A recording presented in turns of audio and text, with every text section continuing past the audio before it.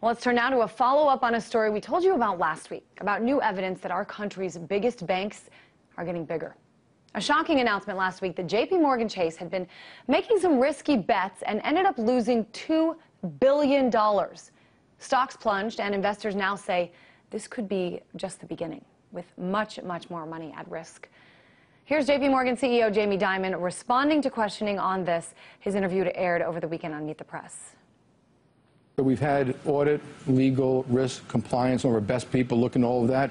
We know we were sloppy. We know we were stupid. We know there was bad judgment. We don't know if any of that's true yet. Of course, regulators should look at something like this. That's their job. So, we are totally open kimono with regulators, and they will come to their own conclusions. But we intend to fix it, learn from it, and be a better company when it's done. All right, well, in some ways, what happened with JP Chase is exactly what many have been warning about for months and even years, that without increased regulation, without those who gamble money away being held accountable, this will continue. This is also a message that activists with the Occupy Wall Street movement have been screaming from the rooftops, but in many cases, no one wanted to hear. Jesse LaGreca is an activist with Occupy Wall Street. He's also a writer for the Daily Kos. And Jesse, this is not exactly rocket science here, right? When you let the big banks get bigger, they're going to continue to make big gambles with other people's money.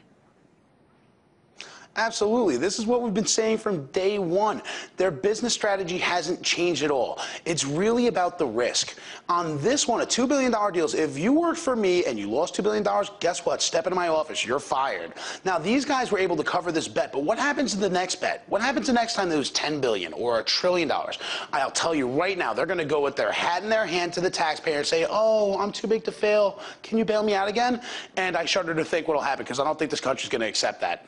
And certainly a lot of people, Jesse, are looking at this incident and they're saying, you know what, finally, a clear-cut, recent example that's evidence for why these big banks need to be broken up into smaller entities. What do you think? Will that happen? It absolutely should. If anything, I was very disappointed last year or the year before when the Brown-Kaufman amendment to the Dodd-Frank bill fell apart. The Brown-Kaufman amendment was designed to break up the too-big-to-fail banks. The idea being that if they're so large that they can cast the entire world economy into utter chaos because of their misgivings, then they shouldn't be allowed to exist at that size. Now, Robert Reich, the Clinton secretary, made a brilliant point saying that, at this point, they're too big to regulate. We can't even institute regulations. They've already committed millions upon millions of lobbyist dollars to overturning the Dodd-Frank legislation, which was watered down to begin with. The idea that if we leave the banks to police themselves, that if we just do that and let them govern themselves, that things will work out great for all of us, it doesn't work. We can't even get the NYPD to police themselves. Why should we think that the banks would do any different? And certainly Jaime Dimon, kind of for a really long time, a poster child of what's been happening. A good example of self-policing actually working.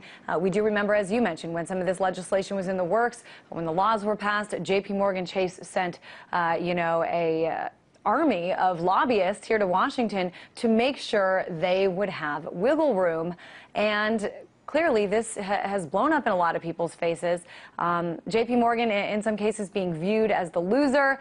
They lost $2 billion after all. But, Jesse, I want to get your take. Who are the real winners and losers in what's happened here? Well, I'm not quite sure if there are any winners, because it's not like I want to see these guys lose money. At the end of the day, the health of the financial industry is tied in to the rest of the economy.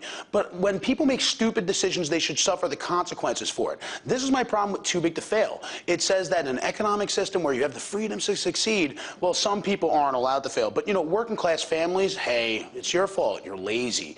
To me, it states that we need these regulations to create an environment where crazy things can't just happen out of the blue. And what really makes me laugh is that on a certain level in the long term, some of these regulations make sense, not just for the consumers, but also for the businessmen. If this risk that they lost $2 billion on was such a great deal, why did they lose money? Maybe not being able to make crazy bets like that would be better for their business in the long run.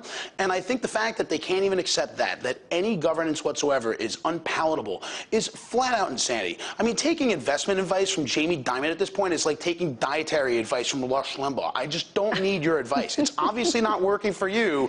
I don't think it's going to work for me either. Well, that is an interesting analogy. I haven't heard that one. I want to pick your brain, though. I want to talk about how this could play out in November. Now, I could be wrong.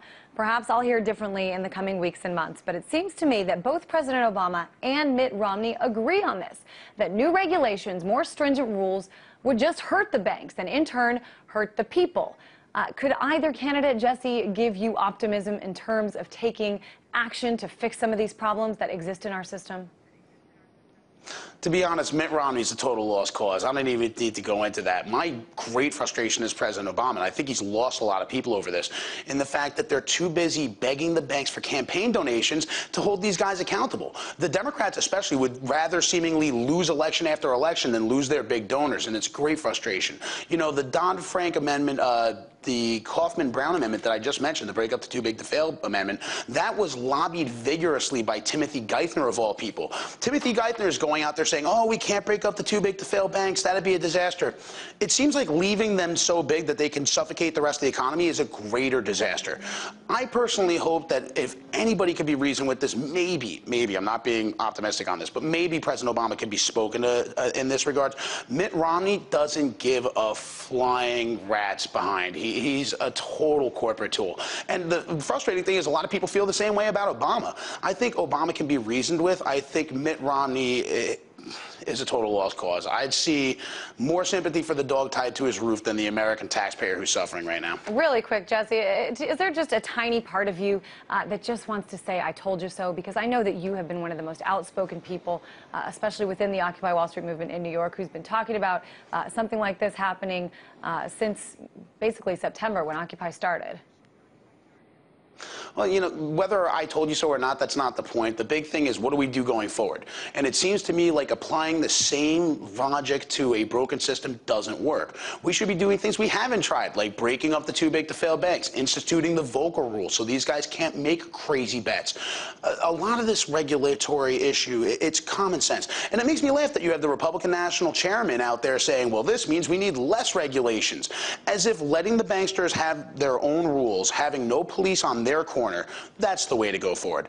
I kind of want to say I told you so, but I'd rather hear people come up with solutions that would fix this problem. Because I'll tell you right now, the next time that Chase Morgan can't cover their bets, it's going to be the taxpayer they're going to turn to. Well, certainly interesting timing, no matter what, that this all happened as these discussions about future regulations were about to take place. Jesse LaGreca, always good to have you on. Jesse's an activist and a writer for the Daily Kos.